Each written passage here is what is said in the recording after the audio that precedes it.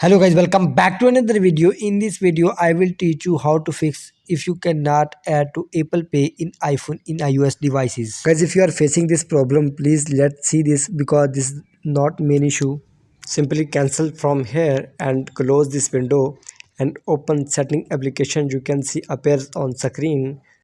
First open journal, tap on it and scroll down and language and region tap on it and here tap on region you can see appears on screen and guys select your country, make sure your select country is correct.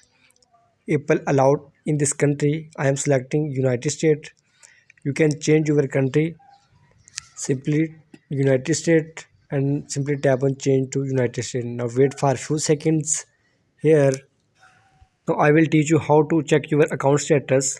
You can see your country has been changed and go back and now a second method is open Safari application. You can see appears on screen. Tap on Safari and search here Apple Pay status.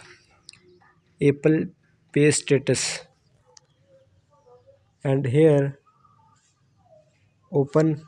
You can see tap on it and wait for a few seconds and simply this website tap on it and here tap on this tap plus icon and here you can check your wallet pay status is available or not. You can see this is available and simply open wallet and enter plus icon.